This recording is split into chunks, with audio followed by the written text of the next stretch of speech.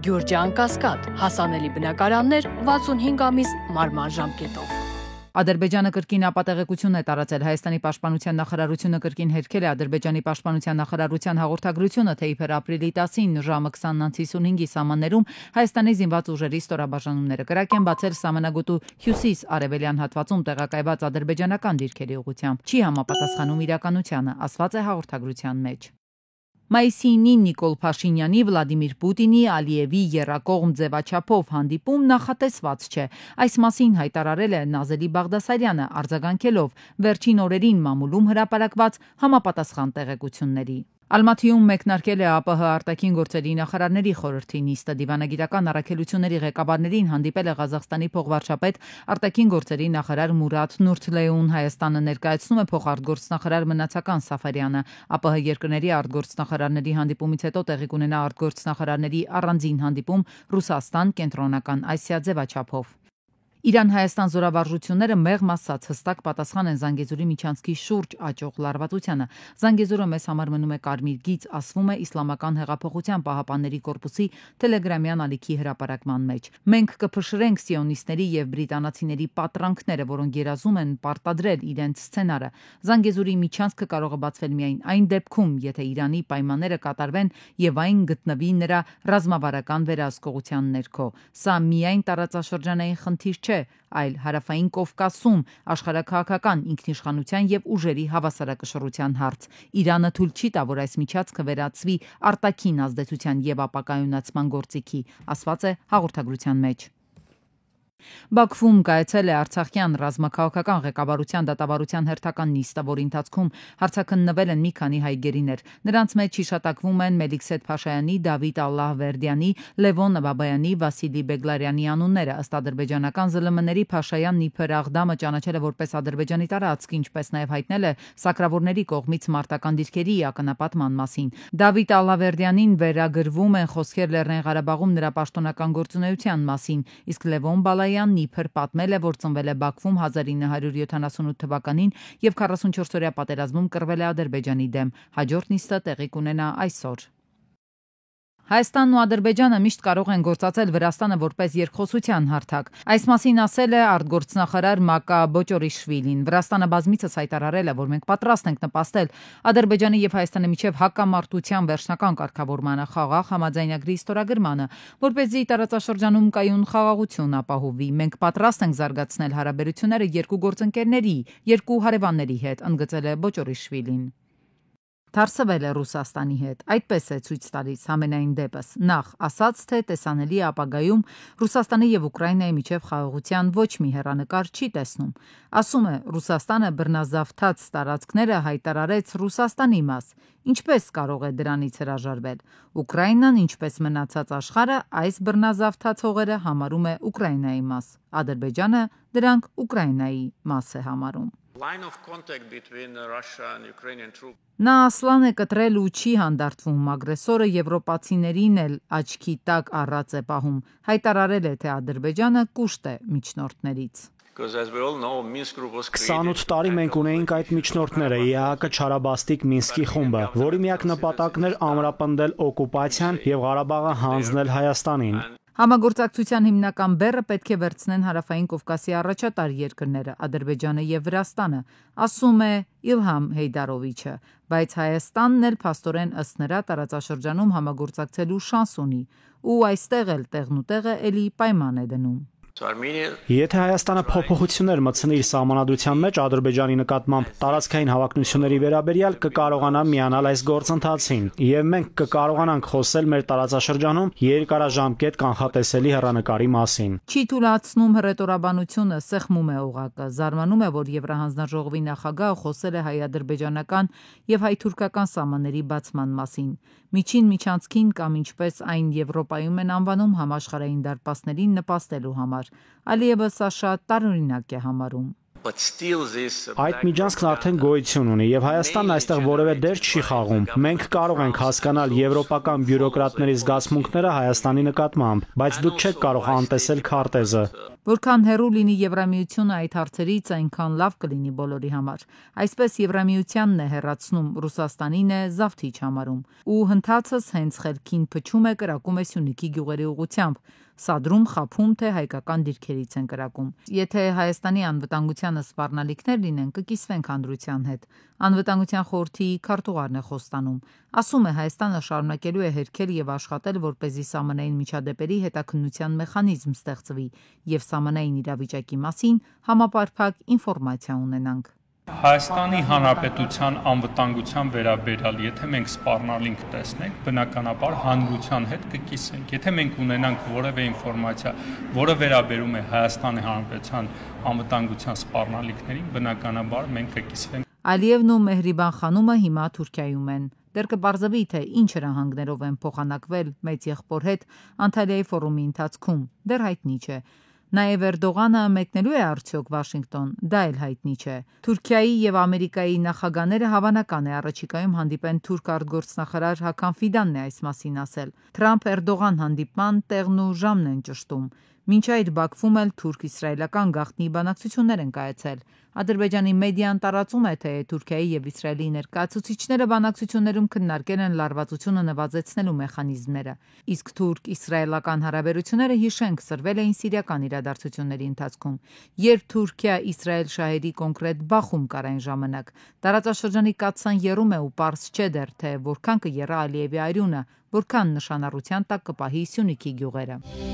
Ռուսաստանը պատրաստ է քննարկել ուկրաինական հակամարտության կարգավորման իրատեսական առաջարկները, հայտարարել է Ռուսաստանի Դաշնության արտաքին գործերի նախարարության ԱՊՀ երկրների երկրորդ վարչության տնօրեն Ալեքսեյ Պոլիշչուկը։ Ռուսական կողմը բաց է լուրջ եւ իրատեսական առաջարկների քննարկման համար, որոնք հաշվի կառնեն ներկայիս իրողությունները եւ կհանգեցնեն ուկրաինական ճգնաժամի արմատական պատճառների վերացմանը եւ իսկապես համապարփակ, արդար եւ տևական խաղաղության հասնելուն։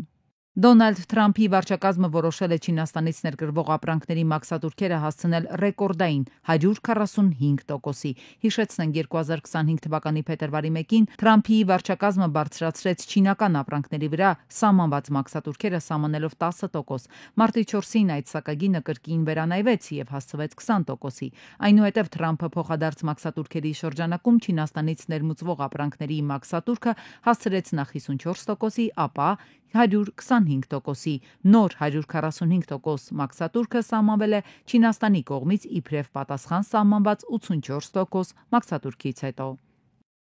ԱՄՆ-ում ուղղաթիռը Ջերսի Սիթիի մոտ ընկել է Հուդզոն գետը կան զոհեր ուղղաթիռում եղել է 6 մարդ, այդ թվում 3 երեխա, բոլորը մահացել են։ Վթարի վայրում աշխատել են մի քանի նավ եւ ոստիկանական ուղղաթիռ։ Հնդկաստանի արևելյան Բիհարի նահանգում կայծակի հարվածների հետևանքով առնվազն 25 մարդ է զոհվել։ Նահանգի գլխավոր նախարարի գրասենյակի հրապարակած հայտարարության համաձայն Նալանդի շրջանում հայտնել են 18 զոհի մասին, եւս մի քանի մարդ զոհվել է այլ շրջաններում։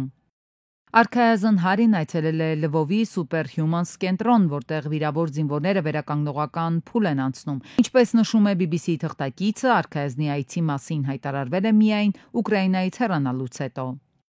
Ֆուտբոլի լեգենդ Կրիշտիանո Ռոնալդոն եւ հայտնի ռեժիսոր Մեթյու Վոնը հիմնել են համատեղ կինոստուդիա UR Marv-ը։ Համագործակցությունն արդեն տվել է շոշափելի արդյունքներ։ Երկու ավարտված մարտաֆիլմեր, որոնք Վոնն ու Ռոնալդոն ֆինանսավորել եւ արտադրել են միասին UR Marv-ի միջոցով, իսկ երրորդը ակտիվ մշակման մեջ է։ Բոլորը նույն սերիայի մաս են կազմում։ Առաջին ֆիլմի մանրամասները կբացահայտվեն շուտով։ Սա հետաքրքիր գլուխ է ինձ համար, քանի որ ես անհամբեր սպասում եմ բիզնեսում նոր սկզբի, ասել է Ռոնալդոն։ Դպրոցը կավարտես առանց քննության, ԿԳՄՍ նախարարությունում պատրաստվում են շրջաբերական, համաձայն որի 9-րդ դասարանի աշակերտները հնարավորություն կունենան առանց քննություն ու վերաքննություն հանձնելու փոխադրվել հաջորդ դասարան։ Իսկ 12-րդ դասարանն ավարտող շրջանավարտները պետական ավարտական քննություններին եւ վերաքննություններին չմասնակցելու կամ անբավարար ստանալու դեպքում կստանան միջնակարգ կրթության ավարտական ատեստատ։ Ուսումնական տարվա ընթացքում քննական առարկաներից ստացած գնահատականների հիման վրա։ Մանրամասները լրատվամիջոցներից մեկին է պարզաբանել կրթական գերատեսչությունը։ Ասում են գիտելիքը արժևորելուն է ուղղված փոփոխությունը։ Գնահատման չափանիշների վերանայման առանցքային փոփոխությունը բացասական կամ անբավարար միավորային շեմից հրաժարվելն է։ Ուսումնառության ընթացքում սովորողի արձանագրած յուրաքանչյուր միավոր համարելով ձեռք բերում գիտելիքը արժևորելու տեսակետից։ Կրթության փորձագետը նկատում է դպրոցներում այլևս չկա բացասական թվանշան։ Հետևաբար գնահատման վերանայված համակարգին ներդրման տրամաբանությունից ելնելով է կրթական գերատեսչությունը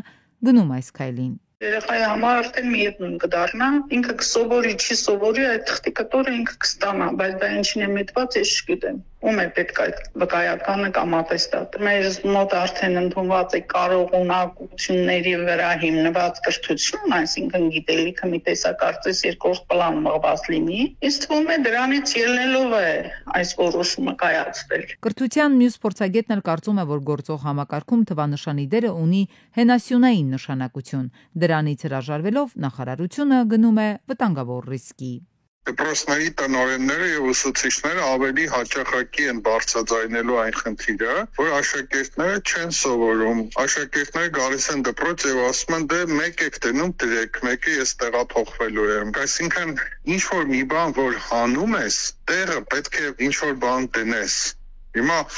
այս հանեցինք բացասական թվանշանը։ Տեղը ինչ ենք դրել։ Դրել ենք հետաքրքիր ուսուցիչ, հետաքրքիր դասագիր, հետաքրքիր դասավանդում։ Ոչ։ Խաչատրյանը ընդգծում է այս փոփոխությամբ մենք ոչ միայն առաջ չենք գնա, ոչ միայն կրթության որակը չենք բարելավի,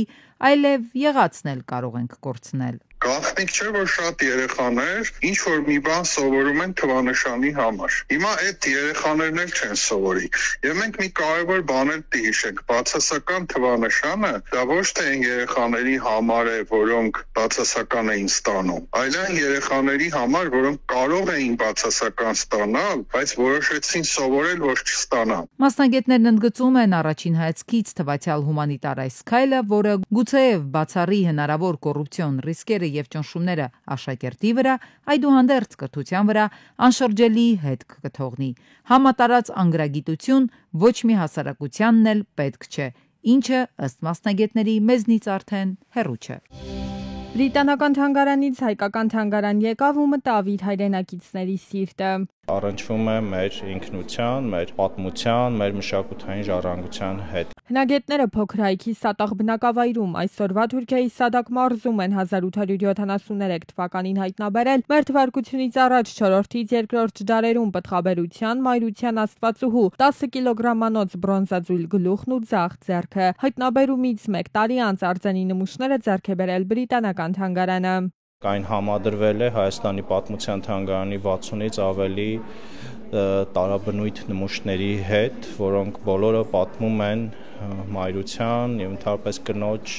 դերի, կնոջ պաշտամունքի եւ այս գլոբալ հայ երևույթի մասին։ Աստվածուհու ծագումնաբանության վերաբերյալ էլ մինչև այսօր տարակարծություններ կան։ Վեներա, Աֆրոդիտե, թե Անահիտ, որ արձանը հայկական դիցարանին է պատկանում, մասնագետները համոզիչ փաստարկներ ունեն։ Հայաստանի պատմության թանգարանում Անահիտը համադրվել է նաև մեր պատմական Արտաշատ քաղաքից հայտնաբերված հելլենիստական շրջանի նմուշների հետ, որոնք պատկերային առումով շատ նման են։ Հենց հայտնաբերման ժամանակ մեր հանվանի մտավորականը Ղևոնդե Ալիշյանն էր առաջինը, որ ասաց, որ արդեն հայտնաբերման վայրը իսկ նշանակալի է մեզ համար եւ կապվում է Անահիտ Դիցու հետ, որովհետեւ այդ ամբողջ հատվածները, տարածքները պատմական փոքր հայքի հենց անվանվում էին անահտական դեռ հնուց։ Անահիտի հատվածներ, որովհետեւ այնտեղ է գտնվել նաեւ Անահիտի գլխավոր մեհյանը։ Վերջին տասնամյակների ամենապահանջվածն է Մայր Աստվածություն Անահիտից Մարիամ խորագրով ցուցադրությունը։ Մարդաշատ լեբլեցուն սրահն է դրա վառ վկայությունը։ Հերթ են կանգնել Անահիտին հասնելու։ Բնականից լրիվ այլ, այսպես ասած, գեղեցկություն է։ Այսպես ափսոս, որ շատ կարճ ժամանակ է մնացել։ Իմանալով, որ շուտով հեռացնելու են երկրից, ինձ ահավոր հետաքրքրեց, ես եկա տեսա, շատ հիասքանչ է։ Բախտ վիճակվեց ոչ միայն պատմության դասագրքերում կարդալ իր մասին, այլ նաև հենց անձնապես գալ եւ տեսնել ու իրականում հենց առաջին անգամ որ կանգնեցի իր առաջ, հենց զգում էի, որ հուզվում եմ։ 7 ամսվա ընթացքում շուրջ 50,000-ից ավելի այցելու է ունեցել պատմության թանգարանը, սա ռեկորդային ցուցանիշ է։ Այսօր վերջին հնարավորությունն էր նրան հասնելու, վաղն արդեն Դիցուհին հետ կվերադառնա։